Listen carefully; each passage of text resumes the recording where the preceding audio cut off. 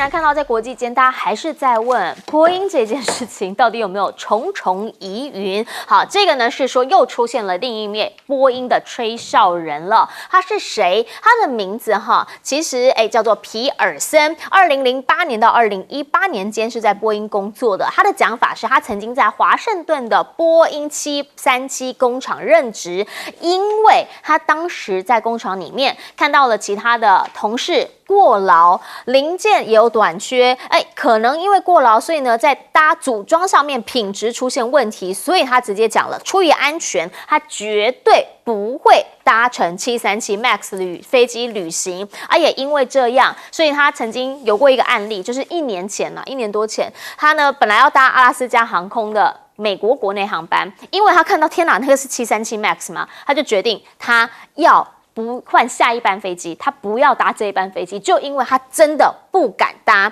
好，现在又再出现一个吹哨人，那要验证的就是当时波音到底有没有所谓他们一直在强调的过劳，包括零部件短缺，包括了品质控管，通通很有问题这些事情。好，因为呢，先前的这位吹哨人叫做巴内特，现在呢，就美国这个警方以及呢，现在我们听到了波音这边他们所传出来的说法都是说他是已经轻生了。可是问题是，他的朋友说他生前曾经说过他绝对不会轻生。好，甚至呢，这位他的朋友叫珍妮佛，跟杂志讲说不要相信当局说的话。巴内特有告诉他，任何有关轻生的报道都不是真的。一而再再而三的出包，最目前我们看到的投资市场上面来说，就是波音的股价一直往下掉之外，现在呢，惠誉也已经调降它的信评。就一家公司这么大的飞行器制造的公司，现在已经又再一次的发生了飞安意外，所以呢，现在不只是美国 FAA 这边要对它再起调查，每一个不同的案件都必须要调查之外，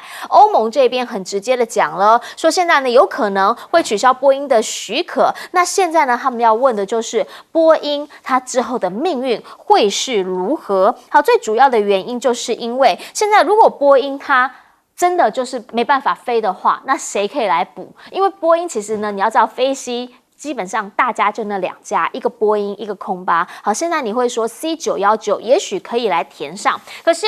它本身有它的一个航程的一些限制之外，现在呢，它想要去欧洲做所谓的，譬如说国内线或者是在欧洲线这个部分，好像也不是那么顺利。欧盟的讲法是说它太新了啦，需要时间来熟悉。那审的过程可能会超过5年之久。虽然呢，中国商飞希望在2026年之前完成，但这个听起来就是也许机会不会太高。好，在目前空中是这样子的一个市场，那在科技业上面又是一个怎么样的市场呢？现在传出苹果一次要赔4.9亿。好，主要的原因就是因为库克说当时呢，他在一个投资人的聚会当中，他曾经告诉大家说呢，在中方这一边的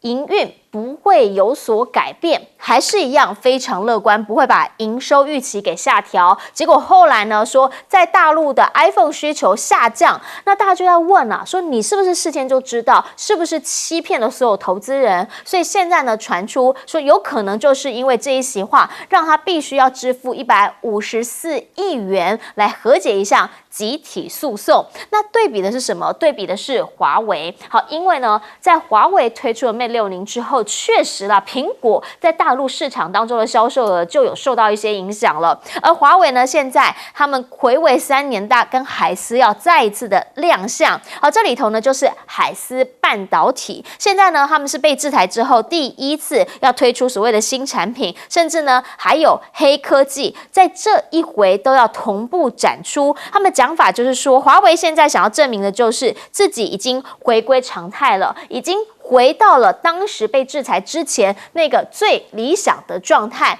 而且呢，现在他们只想要证明一件事情，就是怎么被封锁，这对方都是失败的。因为封锁就是表示你没办法量产。现在很多人在问 Mate 60已经恢复量产了吗？看似好像是哦，因为华为海思呢整个出货量已经暴增了51%。备，而且呢有全系的晶片，通通一起亮相。甚至呢，华为现在开始做智能车，在去年的时候呢，这一些讯息不断的在车市里面打转着。而现在知道的是，他们今年智能车部门要转亏为盈之外，现在呢也只打造4个品牌，讲是4个品牌，但问题是他们其实从高阶到低阶已经通通全部给它包下来。今年呢，他们还要在部署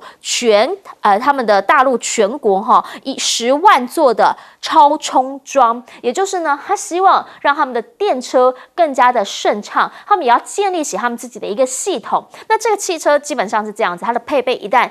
整个给它建起来之后，哇！那后续的影响力其实是蛮大的，因为表示它的普及性可以高了。那车子呢是代步工具，大家希望的就是便利。如果他把这一局给布好的话，那对于他在市场上面的整个后坐力其实非常强劲。要请教介大使了，原因是因为从地上走的到空中飞的，从特斯拉到现在的波音，大家都在问，他们还好吗？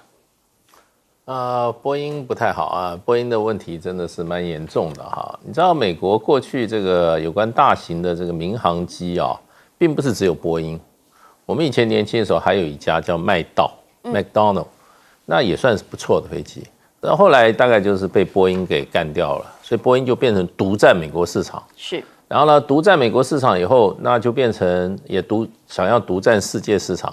那时候欧洲就联合起来。德国啊、法国啊、西班牙啊，他们就意大利啊，把他们自己原来的这个航空业都放弃了，然后成立一个空中巴士，就是要跟这个波音。结果变成2强相争以后啊，其实就不是2个公司在打仗了，是2边的政府在打仗。所以波音之后基本上都是靠什么？都是靠美国政府在给他撑腰，还是大赚其钱。因为第一个，他把他这个美国的其他的竞争者都打死了啊，所以人家现在就是说，大陆的这个电动车啊，现在是很兼并，是吧？以前美国也发生过啊，美国以前的航空公司不是只有波音啊，最后就剩下一家以后，美国政府做后盾，那有了政府做后盾啊，这个生意好做了，对不对？卖飞机由谁卖？由参议员出来卖。联邦参议员卖，这个我们最清楚啊。有一位联邦参议员叫 Lindsey Graham。去年的时候，在台湾就卖了16架飞机给蔡英文啊，对不对？当着我们全台湾的观众说，我很骄傲的告诉你，波音的飞机什么在我们北卡罗来纳做的，所以你要买我们波音的飞机，指的跟那个在座的那个蔡英文说。结果呢，那个时候你记不记得？我们那个翻译不敢翻。我们那不敢翻，怕国人听到说这太没面子了，怎么会拿来这来？他不是说他是台湾的什么？坚若磐石的友人吗？结果原来来卖飞机的，可是没多久，我们华航就变更它的采购计划啦。华航本来没有要买啊，去年的时候就宣布买16架波音飞机，完了，波音飞机现在你看看谁敢买？可是他就卖了，他就卖了16架飞机啊，靠什么？靠它的品质吗？品质你难道不知道它品质有多烂吗？它照样可以卖。卖给我们就是16架，华航以后你坐飞机，你查一下，它的机队里面有16架是最近买的波音飞机啊，在大家都不敢买的之下，我们还是买了16架，所以你知道波音靠什么，在靠什么混？靠美国的政客在混啊，那这样生意太好做啦，那你还靠什么品质？你还靠什么售后服务？你只要找你们这些政治大咖，找一些那些没有骨气的其他小国的这些政治人物，对，他才不管你这些国家国民的这些交通安危，那就买啦。像我们就买了16架，对不对？可是波音的记录有多烂？我跟你讲，随便讲一下，上个礼拜，他从这个中南北嘛，大家飞到纽西兰，这个途中骤降，我们才飞到好东降下来。那个降下来，那个飞机装了，那还是787，装了340多个客人，50个受伤。是有一个受伤人跟他讲说，我那个时候掉下来的时候，我的背是贴在那个天花板上的，我还贴在跟蜘蛛人一样，因为那个飞机这样降，人就飞上去了。还有人直接头打到那个天花板，然后搞得头破血流。这就是波音飞机，可是有人他就靠什么呢？这么烂的品质，出事率那么高，还是有人要买，对不对？连我们这个华航也被迫买了16架，这就你知道为什么波音的问题这么多了啊。是，请教一下小舰长，你怎么样来看这些问题？现在啊，无论是战机或者是我们讲到的客机啊，它都不是单一国家从头做到尾，都不是，它是全球供应链制成。这件事情何以见得？还记得吗？就是长荣航太，它做了相关的那个骨架，其实提供给波音公司，还在2020年的时候获得波音公司的最佳的供应链厂商。也就是说，既然是如此啊，那我们就看一看啊，现在那个中国所产出的C919的这个客机啊，事实上它也证明这件事情，什么事情？它其实也是全球供应链所提供的。例如说，它的飞行记录器是美国来的；例如说，它的起落架是德国来的；例如说，它的引擎那也是我们讲到法国跟美国合作而成的。也就是说，现在如果说用非贸易的这种障碍啊，来抵制那个大陆所产的 C919，其实是脑袋有问题的。为什么这么说？因为波音它已经发生了很多问题了，除了它之前的软体有问题，现在是硬体以及组装有问题。那我们现在所看到的，也就是欧洲航空安全局它的一个执行总监、代理执行总监啊，他就讲出说，他们要审查这个中国商飞公司的 C919的客机啊，它其实可能要拖个好多年啊，到2026年。也就是从现在开始起算，还要再2年的时间才能通过。那通过之后，欧洲的航空公司才可以买这客机，这叫做什么？这就是贸易障碍。还记得吗？我们那个欧洲最喜欢讲什么？说中国大陆用贸易障碍啊，或者是用补贴啊来进行什么电动车。可是我们在 C919的客机上面，我们就看到了。至于说这一个有关于Apple 的这个隐瞒它实际上的那个营收下调这件事情，其实应该要查别的事情，要查什么？是不是有内线交易啊？就是说他知道这件事之后，他有，就是说我们讲库克以及他手下的一级主管有没有偷卖股票？那因为他已经知道这件事情，他已经提前知道了，他早就知道说他的未来的订单有问题，他有没有在此他就先卖股票？这个是我们讲说他没有公开揭露资讯，除了罚4.9亿之外，另外还要查的部分。是，要请教一下彬哥怎么看？我觉得，当然，波音这个吹哨人的这个轻生的事件真的是很奇怪。是，他会选在这个时候轻生，非常不合理。然后他也之前也曾经告诉过很多人，他不会轻生。所以这到底是什么问题？所以我认为这个有深入调查的必要。而且我觉得现在这个事情曝光之后，反而让波音陷入更尴尬的处境。对，老实讲，第一个大家都会怀疑可能是你波音干的。第二个，那些其他的人呢？其他人恐怕会更会在媒体前曝光。为什么？因为我一定要让自己频繁在媒体前曝光，才能够保证我不会出事。然后就变成这样，所以我估计可能还有更多的吹哨者会出来。因为这些人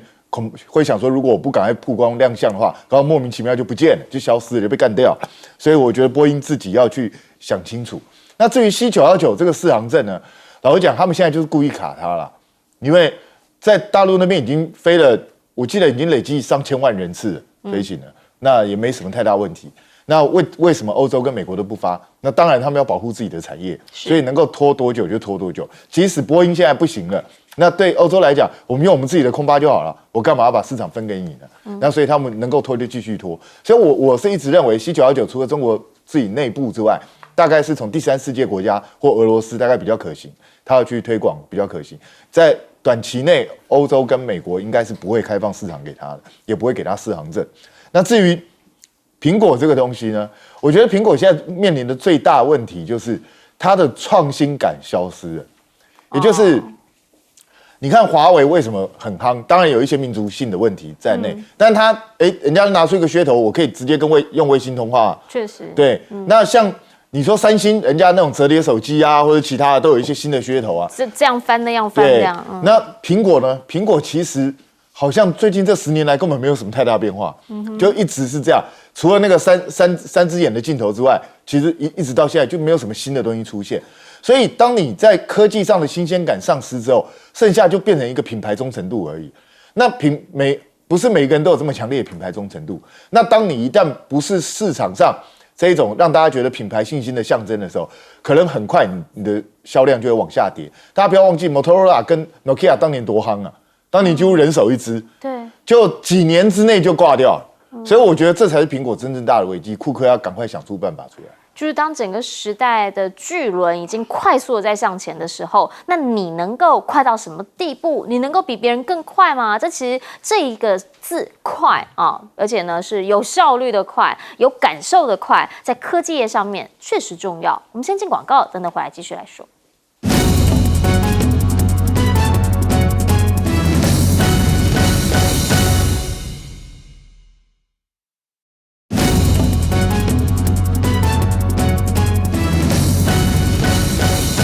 好，我们刚才在讲，从 C919到波音，美中之间好像暗暗总是在较量。这一节带你来看到是两会闭幕之后，现在大家都在讲那个动作，到底发生了什么事情？好像呢是在人大闭幕的时候呢，现在说李强当时是发现了可能是在人大工作报告里面有严重问题，还有直接走过去当众跟习近平提醒，然后呢旁边王沪宁、丁薛祥就过来啦，结果习近平呢就好像比较严厉的表情，看向了他坐在他右边的赵热际，也就是人大的委员长，然后呢就开始有敲一下桌子，神色非常的严峻啊。之后呢，赵乐际就开始在报告上面批注。那这样子的一个举动，当然啦，在开会上头，特别是在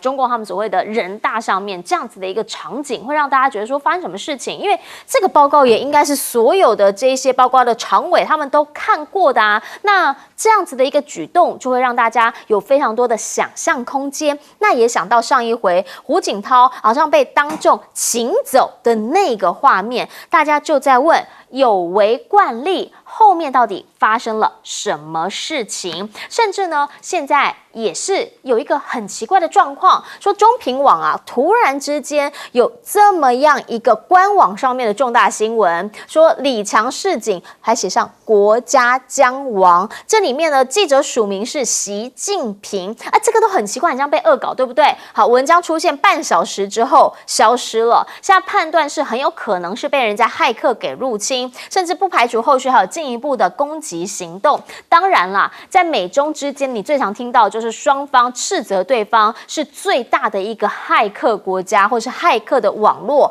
中国就曾经讲了 CIA 利用网络攻击其他国家， CIA 呢则讲说中国正在建立骇客能力，甚至呢还讲到了中方最想要的就是拿到敌方的卫星控制权。讲到了卫星这一块，美国近年来基本上他希望的是军民之间相互配合。SpaceX 呢现在说已经发了12枚的原型卫星，好，这里面当然就会组成一个很大的一个情报网络了。那到目前为止呢，大家想问的是，刚刚斌哥有提到啊，Mate 60都已经可以直接打电话透过卫星来通讯了。那美国呢？美国现在核准手机直连卫星行动网，他们也正在调查，说中俄之间的卫星导航系统到底是不是有所谓的风险问题，因为他们所担心的就是美国的手持设备会不会接收到来自外国的卫星导航啊？那如果是这样，因为美国现在也知道嘛，不是只有 GPS 嘛，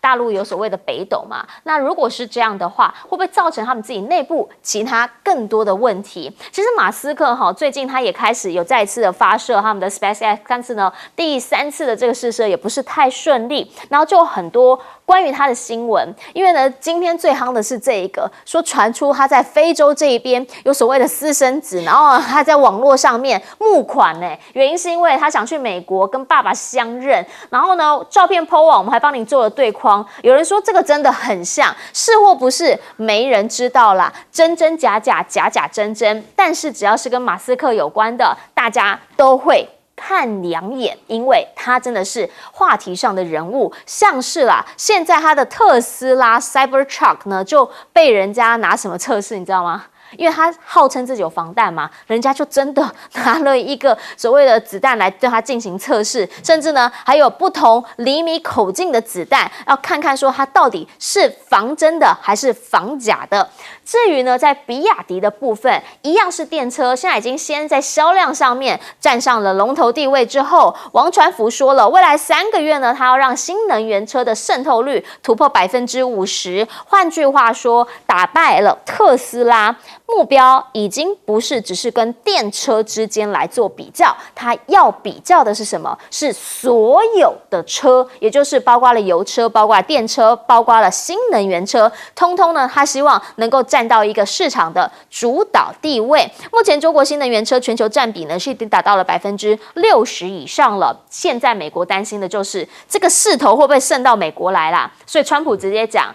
现在民调确实他比较高。他说，如果他再回国当总统，他会对所有的进口车课100%的关税，也就是中国车你休想进入美国啊！那个熟悉的川普又回来了。请教一下介大使，您怎么看人大的闭幕这一幕？确实以往没看过，讨论度非常非常高。对，其实我也看了，我觉得好像没有那么严重啊，什么吵架啊，什么训斥啊。我觉得这个我觉得这个第一个啦，不会挑要训斥，也不会挑这种场合来训斥，对。那这个可能讨论的时候有一些肢体语言被夸张解释了，我认为肢体语言被夸张解释了。那么以中国大陆事实上对这种会议的筹办的情形啊，它事实上的话，临时在出错的可能性是非常的低。你如果说他手上拿的报告会有问题啊，我觉得的话。可能性非常非常的低，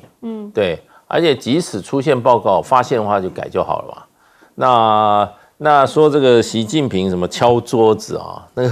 那个是有一点夸张，我看那个不是敲桌子，然后也态度是可能就是说并不是那么样，就是讨论问题的态度嘛。所以我觉得这个主要是有一些西方媒体啦，他们就不断的在希望在这里面怎么样鸡蛋挑骨头。然后还有一张照片，不是习近平喝了一口水以后吗？脸上露出一个不是很怎么讲呢？我看那个轻松表，哇，全世界在报全世界在报不是只有这个从报告到水都在问哪里有问题。对，我是觉得这个就有一点点就是说不断的在怎么讲，在妖魔化了。我觉得就是说中国大陆现在我觉得。西方媒体也不是真正对怎么样，他们就是对有新闻价值的。然后呢，另外一方面呢，有一点敌视的，这样子他就在不断的在这样的扩张啊，夸大的这种报道了。那另外一方面，我看到就是说，讲到这个马斯克的儿子的问题非洲儿子的问题当然马斯克现在他有生了11个孩子嘛。对，3个不同的对象生了11个孩子那可见他本人应该是反正钱多吧，那大概就比较就是说任性一点吧，任性一点。不过这种事情，我记得以前也发生过就是说突然有一个，而且好像也是非洲的，非洲有一些国家，这个人的智商很高。他们会搞这种全球性的这种怎么讲呢？那么诈骗案，然后呢，所以这位老兄，事实上你看他的眉宇间，事实上是跟马斯克长得很像，很神似嘛。对，很神似。可你记不记得这个人世间常常有这种重要人物的有这种替身，对，替身也是跟他本人长得很像对不对？那并不表示他一定有血缘关系所以我就觉得这个到现在这位老兄这个年纪看起来也不小了。那到现在才冒出来说他是马斯克的儿子，然后回去验亲。我觉得大概最后即使他得到一个跟马斯克验 DNA 的机会，我觉得他是马斯克的儿子的可能性也很低。要报的话老早就报了，不会等到现在。是，请教一下小店长怎么看？很多媒体或者是专家一直都将星盾也就是那个 Starship 这个东西定义为星链的军用版本。可是如果我们现在看电视墙上面啊，我们就可以看得很清楚啊。它从2020年开始，它就发射了12个卫星，可以追踪地面目标。Starlink 可以追踪地面目标吗？不要开玩笑。我们仔细看一看啊，Starship 它当初到底是怎么讲它的一个功能？事实上，它是使用了 Starlink 的技术以及发射能力啊，然后来支援国家安全。事实上，它琢磨在3个领域啊，也就是我们这边可以看到地球观测、通讯以及那个托管筹载，意思也就是我不但帮你发射卫星，我还帮你管卫星。然后那个内容呢，至于说，例如说我们在地面征兆所看到的内容呢，它可以帮你整理好之后直接汇整，这就是一个很聪明的一个生意人做出来的内容啊。那不过呢，这个事情啊，Starship 其实当初跟我们台湾有一点关系。为什么有一点关系呢？因为还记得吗？那美中战略竞争特别委员会主席盖拉格之前来到台湾的时候，他特别讲了一件事情。他说，为什么台湾的那个驻台美军啊使用网络，然后无法使用 Starship 这件事情，然后他炒出来了这件事。然后但是呢 ，SpaceX 也就是 Starship 的实际上就是公司啊，直接回应啊，他说他完全遵守所有美国政府的合约。那其实呢，也就是这个委员会，他还在寻求更多资讯之前，他就已经通知媒体，也就是他先通知媒体了，然后通知媒体完之后呢，然后他才还在跟那个 SpaceX 在寻求这个答案是什么。我们必须要这样讲啊，其实我们可以看得出来，这种低轨卫星它使用在商业或它使用在军事的一个能力。不过我们对于很多人，我们台湾人啊，就会认为说，哎呀，我们台湾一定也要开始使用 Starlink， 然后 Starship 我们也要可以用啊。但是啊，那个工厂在哪里，心就在哪里。我们要怎么看这件事呢？马斯克他自己讲过啊，他也就是说，中国会采取行动，这是记者问他的 ，Forbes 的记者问他的。他说，中国官方政策是台湾应该被整合，也就是一个中国的概念。所以台湾人不要想太多。好，请教一下彬哥。我觉得当然，这些西方媒体本来对于中国大陆的一举一动都会故意大做文章啊，所以也许只是他们内部的一些处理的过程就被人家就是所有的都无限上纲去解释哦。那如果我们都要相信这些媒体的报道的话，那个长江大坝大概应该早就被冲毁了，然后那中国大陆经济早就破产了，大概我们就可以去相信这些事情。所以我觉得这种东西看看就好，你要看它最后真的发展出什么东西再来做定论。那至于说中美之间的这个间谍战啊、卫星战啊，这个是一定会发生的啦。你看，美国一直在怀疑说，你的电动车里头会不会来窃取我的机密？对，那你用了你的导航系统，会不会你也窃取我的机密？其实美国每次在做这种指控的同时，大家去反想，那现在我们大家都在用 GPS 啊，是不是代表美国也正在窃取我们的机密？不就是这个意思吗？所以美国在告诉你，其实我是有能力窃取你的机密的哦，但是我现在担心中国跟俄罗斯会窃取我的机密，不就是这样吗？所以美国是在自首嘛，自首说其实他随时随地都在窃取我们的机密嘛。那当然人红就是非多啦，这个马斯克这个非洲人，我是不太相信他没血关系啊，因为这个世界上长得像的人其实也不少，说真的都很容易找到长得蛮相像。那这个人应该是想成名啦，我觉得大概就是反正是一个蛮有趣的花边新闻嘛，大家就看一看。那只是呢，马斯克，你看他跟美国政府之间，他常常会批评拜登政府哦。是。那可是他跟美国政府之间又有这么多的合作关系。对。所以他跟美国政府之间到底是什么样的关系？恐怕不是。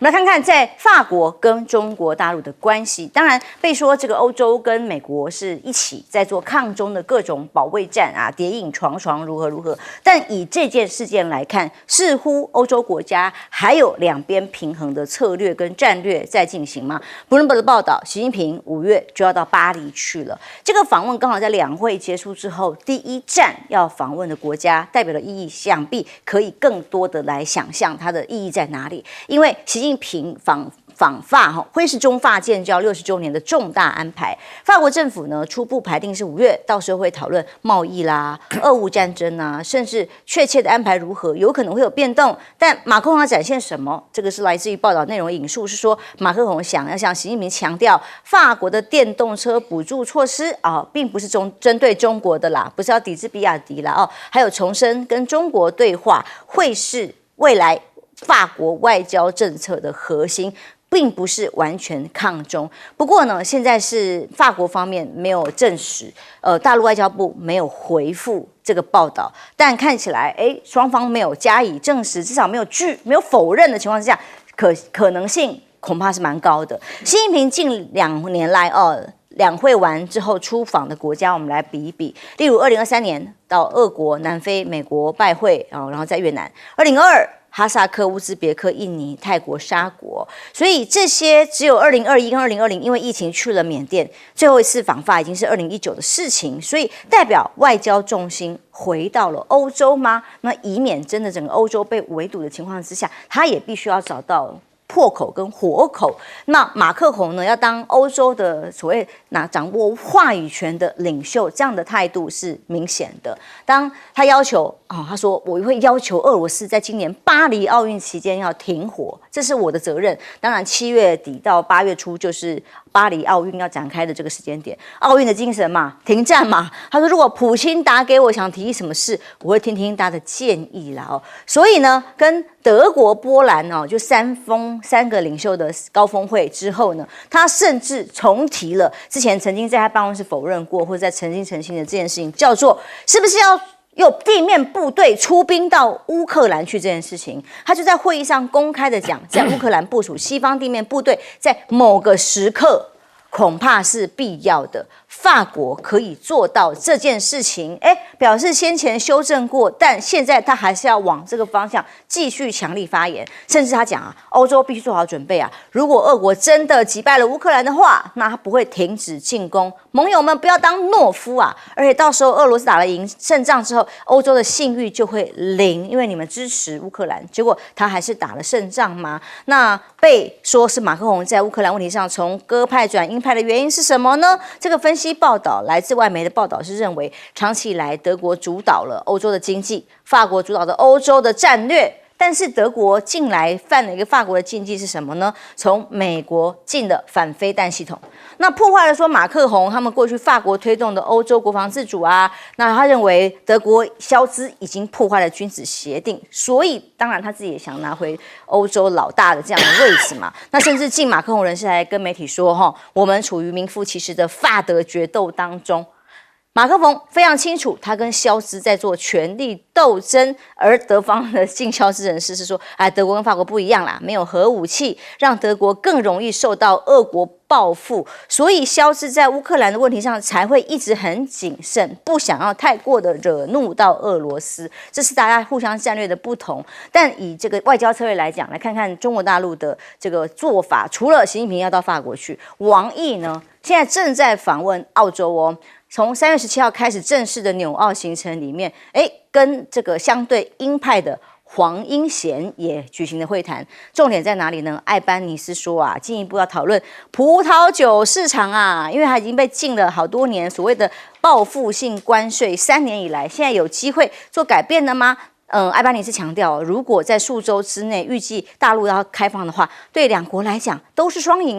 那王毅出访纽西兰呢，又是有学者说，对纽西兰来讲，应该要想办法促进中国经贸关系，它是中国跟西方国家重建关系的实验场，可能更容易打好交道。所以在很多分析里面都认为现在很多国家，包括欧洲、法国吗，或者是澳洲、纽西兰吗，都在做一个策略，叫做美中两头交好这个是来自于外交事务的一个学者的分析，这个媒体上的分析认为，像比方说匈牙利好了，身为北约成员，安全好像被保护啊，但治安方面的合作跟中美也要跟维持一个良好的关系哦，所以经济靠中国。这个所谓的国防区域安全靠美国，也是目前这些国家的两手策略或为自己国家着想的策略跟方向嘛。亮哥，现在看看马克宏跟这个习近平近来要见面的这样子的密切的互动，不可能性很高啦，因为马克宏去过中国，才刚访问完嘛。然后王毅上次来欧洲也去了法国，那马克宏也跟王毅见面啊。我觉得两国的基调，本来今年就是中法的文化旅游年嘛，啊，那60周年，我觉得如果是在5月啊，那个时候他们可能会有一些共同诉求啦，比如说俄乌和谈，啊，因为法国大概也想要跟中国联手来丢出和平牌啦，啊，那其实我认为他说他要派兵到乌克兰那个是假议题啦，因为美国已经反对了啊，那欧洲主要国家也都反对了。其实我倒不会把它理解为是法国跟德国在斗争啊，应该是法国跟美国吧，因为德国能够做的武器本来就很有限啊。你应该说这次俄乌战争让更多的欧洲国家愿意转向美国买武器了啊，非常多的国家啦，尤其是比如说德国啊，还有波兰啊。都转向美国买武器啊，那坦白说，能够跟法国竞争的也只有美国啊，美国的军售嘛，所以美国跟法国确实在欧洲军购市场上是有严重矛盾的啊，而且在北约就是美国主导的嘛，那法国搞了半天，欧盟就是一盘散沙啦，我讲白了啦，欧盟事实上要凝聚出共同的政治跟军事立场，我觉得非常困难比如说匈牙利不可能跟你站在一起啦，匈牙利就是亲俄罗斯的啊，然后还有一些国家是亲美国的啊，比如说波罗的海国家波兰，所以这个高估自己啦。可是法国本来就是这样的一个国家啦，就是只能够走豪华经济舱啊，老是以为他是坐在头等舱这样，他就是这样的国家嘛，所以。他总是要多说几句话这样啊，事实上他的经济的实力也远低于德国啊，那政治跟军事的实力也远低于美国啊，可是表现的好像他都是老大那个样子就是这样，所以这个坦白讲你要习惯了啊，欧洲人其实蛮习惯的啦。那我觉得王毅去纽澳很可能也会看这个阿班尼斯是不是相对表达善意啦。比如说，现在有2个指标啊，就是比亚迪可不可以进入澳大利亚？第2个是澳大利亚会不会进抖音呢？这2个一定是指标。因为他先前有否认过，因为他不会进。对，可是他可能要你公开讲因为美国抖音这个事情可能会搞好一阵子啦，因为美国参议院看起来没有要立刻排案，那他可能会开听证会什么的可是人家就要注意。那个五眼联盟的表态比如说，我觉得加拿大会跟进美国啦，那英国不一定，澳大利亚也不一定所以我是觉得要开放葡萄酒其实不难因为它只是要降低那个惩罚税嘛我觉得中国大陆要做这个部分的修正不难可是他要听到他想听的部分那中国大陆现在对外通常指标就是现在变成3家公司了，一个叫华为，一个叫电动车，一个叫抖音，这样就是你大概要对这些主打对象。对，那你也许对华为你不好表态，可是其他你要稍微表一下态，这样了所以我觉得目前中澳的经贸关系确实在好转当中那王毅也不会奢求说你那个政治上、军事上亲美要不要调整一下，我觉得不会了那纽西兰就更没有包袱了啦，所以我是觉得问题就更小所以我觉得就是中法，因为王毅上次去法国跟西班牙，不断的在强调一句话嘛，说中国跟欧洲只要能够站在一起，那新冷战就打不起来就是说他就希望欧洲能够有自己独立自主的立场啊。非常聪明的那战两边你可以跟中国、美国都交好朋友嘛，你不一定要加入美国的冷战阵营嘛。那我估计这个也会是习近平的基调啦，就是说希望欧洲能够独立自主啊。那今年刚好欧洲议会也要选举，所以有很多右翼的啦，大概也都喜欢这个调子啦。也说中马克宏的心事吧，也不想要被美国操纵在手里。左教授怎么看？因为马克宏先前到中国大陆去访问的时候，看起来也是互动很良好。现在如果习近平去回访，也是情理之中。对，其实今年2月的时候，那时候就已经有这样子的传说。那所以那个时候，王毅到法国去访问啊，在这个参加慕尼黑安全会议之后，就到了法国去访问。那你可以看到，就是王毅去法国访问，就被认为说是为习近平访问铺路了。不过，中华人民共和国跟法国建交其实是1月27号，所以所谓的60周年大概已经过了哈。那当然，他是就是说，用这样子一个时间点去展现，就是说双方的就去扩张加深双方的一个双边关系。那双边关系里头到底核心是什么呢？当然，核心对中国大陆来讲，它的一个核心是它希望欧洲跟美国保持距离。对于法国来说，他希望扮演一个有一个所谓独立自主的外交政策的路线。特别是马克宏强调，他是继承这个所谓戴高乐路线，而戴高乐就是1964年和北京建交的关键性的人物，当时他是总统嘛。那所以他有这样子一个象征意义在。不过呢，回到谈判桌上，核心的问题还是商业问题，因为马克宏在去年他宣布就是要补助电动车，那当时他的说法是说用这个月租的方式来补助法国这个民众去购买电动车，那还规定说你这个一定要超过15公里以上的这个上班的这个通车的这个距离，然后呢，你他这个要一年要补助一年补助25000个这个25000辆这个电动车哦，它的条件非常严格，就现在说已经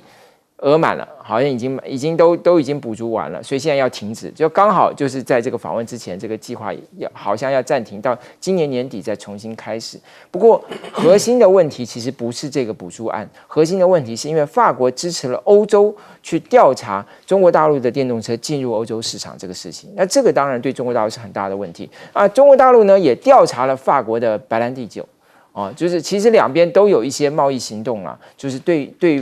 准对方的产品，所以双方要谈，其实不是只是纯粹从加强合作而已，它也要解决一些很核心的贸易纠纷的问题。那当然，现在看起来就是马克宏看起来跟德国看起来跟肖兹看起来好像很不合，但是实际上他们最近才新做了一个决定。那这个决定也是感觉上两国呢看起来也有可能在乌克兰上合作，是什么呢？他们决定要征用俄罗斯的这个中央银行在欧洲的存款，因为原来说这一笔款子要等未来俄罗斯战败之后啊，或者俄罗斯同意之后拿来作为补偿给乌克兰的重建。那现在说要先动支其中一部分，能够来支应乌克兰所需要的军火。不过这个钱是在比利时哦。对，在比利时，但是这两个国家如果同意，那就他们就要送到欧盟，欧盟同意之后就可以支用这个在比利时的这笔款子嘛。但因为原来这两个国家是反对的，对，他们现在改变立场，说他们同意。那当然关键还是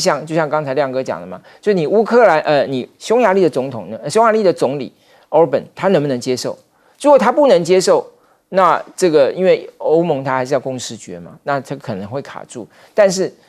他有没有可能在最后关头接受呢？这个也不一定哦，因为匈牙利最近，因为匈牙利一向被认为是对中国大陆最亲善的，但最近在这个欧盟对中国大陆的一个制裁行动上，他也投了赞成票哦，他没有反对哦，所以说匈牙利的这个立场到底会如何，我觉得还有待观察。因为就比方说欧洲国家对乌克兰到底还要支援多少这件事情，也一直被大家关注嘛。那刚刚教授这个意思就是说，拿俄罗斯的钱总比拿我们口袋的钱去帮忙更好。他是先把他的孳息拿出来，就可以本金不动，本金不动。哦，是。其实我先想讲一个，就是你会发现，我们这一节3个来宾都不断的强调，包含上一节那个左老师不断的说沟通的重要。你看看马克宏跟普丁，他们在这里的他都几乎在一个半战争状态，他还讲我们要去沟通。所以我特别呼吁赖总统上来之后，拜托两岸一定要沟通。那我发觉有什么样的状况不沟通呢？一种就是意识形态太重了，就你什么东西都往意识形态那里去想，那就很难沟通了。什么东西都无限上纲。还有第二种，我发觉这种人也是不敢沟通的，就是没有自信。就怕一谈，哇，你开出什么条件，我没办法承诺，我没办法对国人交代。你只要有自信，你都应该去沟通。然后接着看到今天这里，我就发现有一个这个中国大陆大战略是很有意思的。当初我在成功舰的时候，我们有20多个美国的这个训练小组在我们船上。那时候正好拉法叶回来，拉法叶是我们向法国买的嘛。后来发现那个美国的那个小组长每天都在跟我讲法国的人的坏话，那是我第一次深刻的体会到美国人是这么的讨厌法国人。后来我才发觉，他们都觉得法国人太现实了。所以你去看啊，现在中国大陆北京在做的一些方法，就是他的一个大战。第一个，如果我要瓦解欧盟，我要瓦解北约，要从谁动手，知道吗？法国，因为很多人对法国都不满，而法国是真的很现实。第二个，如果你要拉拢五眼联盟，你要从谁开始动手？澳洲跟纽西兰，因为澳洲、纽西兰的观光刚好跟中国大陆这里是相反，一个冬季、夏季刚好相反。所以很多人会想要跑那里，那里又是白人的这个语言标准的英语，他吃的酒什么东西，通通跟中国习惯的是不一样的。所以想要拉拢澳洲跟纽西兰也是拉五眼联盟的一个很有效，就是用什么经济观光去拉它。所以这两个大战略，从法国下手，从纽澳下手，都是最正确的。是，接下来看看俄罗斯现在正在进行总统大选第3天了啊。这3天来，前2天当然发生了很多的状况，其中呢有最争议的地方，大概就是在乌克兰目前被俄罗斯的占领区，有4个州的民众也被强迫要去投票哦。那么在这个报道里面是乌东人权团体公布出来的是说，顿涅茨克啦、卢甘斯克啦、扎波罗热这些地方4个占领区居民被迫投票的情况都要多严重呢？甚至在投票所里面有枪抵着要你投票，一定要投给普京。那如果你不出去投票可能会被抓进地下室。因此还有地方官员说，你看这样下去，可能投票率会多少？高达120%，超出原本的投票率吗？那当然，之前还有居民特别跟媒体说，俄国的选举每次都充斥舞弊所以有各种的想象。这次更是受到了很大的胁迫在其中。那当第1天在投票日的时候，我们就看到新闻画面，很多砸这个所谓的汽油弹拿汽油瓶去丢投票所的画面，包括美联社、路透社、卫报都有各种报道。所以俄国自己公布出来是有6起破坏公物的事件圣彼得堡这里有汽油弹的攻击了那有人把绿色的液体倒到投票箱去抗议，那被说可能是以普京的头号政敌纳瓦尼来向他致敬，因为他当年曾经因为在投票所被人泼了绿色的消毒剂这样的例子好，俄罗斯中央选举委员会说远程的电子投票系统还被大量的网络攻击。那这个中选会主委出来讲话，他讲到这些被攻击破坏的事件的时候非常生气，他说投票到现在至少有16万次针对电子投票系统被网络攻击，那中选会的官网也一直被攻击，所以现在在乱象频生的情况之下，第3天投票马上就要今天就时差来讲，今天应该就可以完成。但是大选第2天的时候，也看到边境的城市在别尔哥罗德州这里投票日被轰炸，当然是乌克兰干的啦，造成说至少2个人死亡，还有无人机攻击造成炼油厂的起火。普京公开的谴责说，这是乌克兰试图扰乱选举，会对此做出回应。这回应是什么？在反击吗？那好，俄罗斯投票正在进行当中，投票结束之后他会做什么？大家都在看着他的接下来的做法是不是更鹰派或如何。但是在北韩，我们看到金正恩带着女儿出来亮相，还搭普京送的车子。现在看这段画面，可以看得出来他是在秀这个车子被称为说是美国凯迪拉克等级，由俄罗斯送出来的过去曾经被说是假消息，俄罗斯还送金正恩车子等等，结果最后证实真的送他这个车子而且以这个官媒所公布出来的画面，他是刻意的一再的播放这个画面来展现，对，这就是普京送他的车。朝鲜通讯社甚至写啊，这个豪华轿车就要证明朝鲜跟俄国友谊正全面发展新的阶段。所以呢，现在警告伊朗不要向俄罗斯提供弹道飞弹，这是美国官员做的事情啊。北韩现在如果跟俄罗斯越来越近，伊朗呢，美国官员说，因为一直看到伊朗提供相关的补给去卖武器啦等等给俄罗斯，所以他说，如果德黑兰持续这样做的话，我们可能会对于伊朗航空祭出禁航欧洲的制裁。其实对伊朗的制裁已经是长期发生的事情哦。近来虽然有所缓解，那这样的做法有威胁性吗？会改变吗？那比方说中俄还有伊朗在海上正在进行演练呢，向西方发出的讯号是什么？这是3月15号开始，已经有至少20艘战艇参加。武器专家说，这些战舰上的反舰飞弹可能会改变游戏规则，里面的琳琅满目的各种这个战备武器都是在秀肌肉，也是美国海军必须要意识到的。现在整个世界氛围如何？这个是来自于各种川普的言论再加起来的话的分析。川普公开在讲，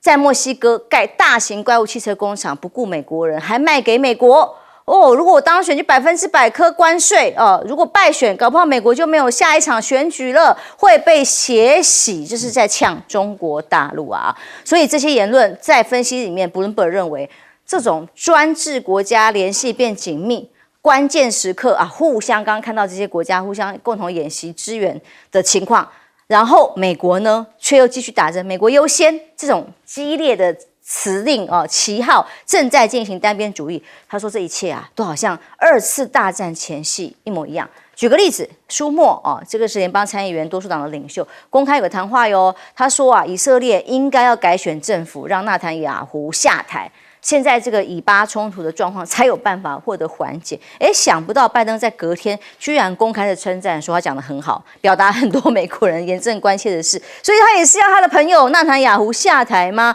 那当然还有日本的关系，拜登现在反对日本钢铁收购美国的钢铁。那现在4月岸田文雄马上就要访美了，恐怕这也是双方见面的一项变数。亮哥，这个俄罗斯选举让并入统一的4个邦投票这个坦白讲，看出普京这个人的个性就是很霸了，知道？这个明明很争议，你也让他投票搞不好未来俄乌谈判这4个邦，除了那个顿涅茨克、格兰斯克之外，另外两个邦搞不好都是谈判的对象。结果他既然让他投票所以这个当然会让未来这个俄乌谈判会更加困难这个坦白讲，我不是很乐观因为事实上很多人都欧洲为什么会蠢蠢欲动，好像要备战的样子，因为他们认为普京一旦确定连任之后，那接下来就是会有下一波的动作那最近我们已经看到他去打奥德萨有20个人死亡而且听说他的打法是这个叫双波，针对同一个地方丢炸弹了所以连来救的人都被炸死因为奥德萨炸毁了俄罗斯黑海舰队40%，所以俄罗斯的海军司令下台嘛，所以普京显然是非常在意了报复。对，所以不知道未来会发生什么事因为乌克兰得到了一些帮助之后，都在打俄罗斯的城市这个为什么你不去做反攻？因为反攻大规模作战很困难嘛。可是我对你那个俄罗斯周边城市的一个类似恐怖的袭击就造成你不胜其扰，或者对黑海舰队的突袭造成你不胜其扰。那这个最后可能就会引来普京又下大决心做一个报复，这样。所以坦白讲，真的难以乐观难以乐观那中俄伊这个联合演习事实上不是第一次了，应该是第3次了。不过这个时间点有一点是撑住伊朗底气的味道了，因为大家都知道那个也门胡塞武装在那边，那美国跟以色列都在要求伊朗要出来负责任嘛，所以中俄这个时候跟伊朗一起就在这附近在联合演习有点帮他撑腰的味道了，就是说那你们也不要乱打，不要打到伊朗来啊，有这个味道了。那至于说美国是不是川普如果当选，这个二战味道越来越浓啊？这个已经有人在写书了啦。最近有一个 CNN 的资深记者跟一个战略学者写了一本书啊，叫《强权的回归》了啊 ，Return of Great Powers， Power 加 S 啊，他讲的就是中国、俄罗斯跟美国。然后他说，越来越像1939年啊，1939年就是美国孤立主义嘛。然后各个地方都在做结盟嘛，啊，所以确实啦，就是川普如果回归啦，他肯定对北约啦、欧盟啦一些结盟的部分不会像拜登这么努力嘛，哦，那都会是美国的单边行动啊。那个时候整个世界局势结盟的重整一定会洗牌啦，会陷入新一波的动乱这样。光是听他的言论这么的激烈，讲话都很极端啊，就可以想象了。讲话都很极端，真的苛征100%的关税。休息一下，马上回来。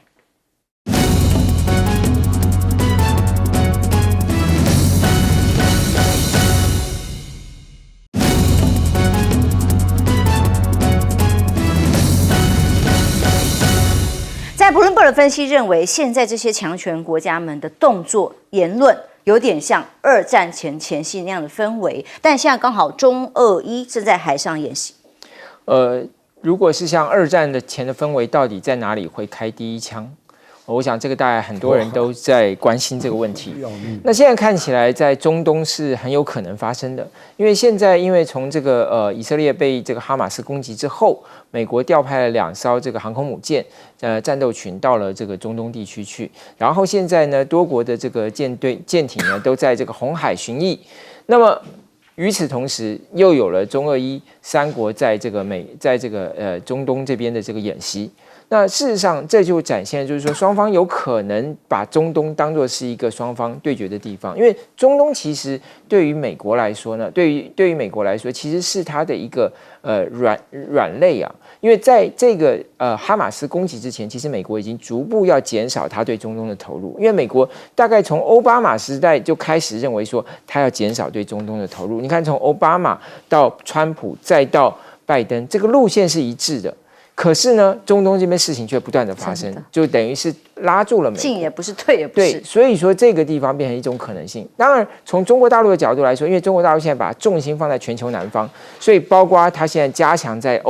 非洲的部署，要替代补充它从澳洲跟巴西进口的铁矿。他最近又升级了他跟安哥拉之间的伙伴关系，这些都是他整个大的战略，要以这个全球南方来替代他对北方国家的依赖。所以从中国大陆来说，你看不只是在这个中俄伊啊，他最近跟巴基斯坦也有一个空前的这个海上的联合演习，在阿拉伯海这边。那从俄罗斯来讲呢，另外一个更有趣的事情是什么？俄罗斯现在欧洲说要制裁伊朗，因为伊朗提供武器给俄罗斯。事实上是什么？俄罗斯把他的无人机的生产基地放到了伊朗去，他把他的训练基地放到了伊朗去，所以其实它反映的不只是伊朗提供武器，而是整个这3个国家其实都在扩充他们的什么国防工业的这个基础。那这个其实对于美国来说是最大的挑战，因为美国的国防工业基础其实已经远远赶不上中国大陆的国防工业基础。如果再加上伊朗，再加上俄罗斯释出的这些生产能量，就数量来说，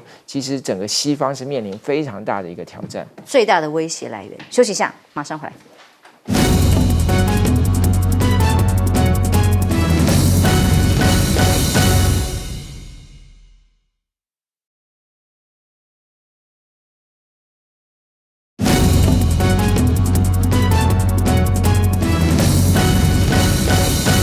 世界很不平静，当然各种战事持续进行当中。为什么Bloomberg会分析第3次世界战有没有像那个氛围可能会存在？我觉得我提醒大家一个，现在世界上有5大火药库：俄乌、以巴、台海、南海、北韩。我请问你，哪一个背后没有美国的身影？意思就是说，美国说不准打，打得起来吗？即使不小心像以巴打起来了，美国说停，不停，会停不了吗？不停。美国其实它有这个能力，那现在，所以最后会不会打起来？美国是一个关键。那美国什么东西影响它？休息底德陷阱。如果他赢了，就是说他赢了中国大陆，世界你放心不会打起来，他输了才有可能，因为天下大乱，形势大好。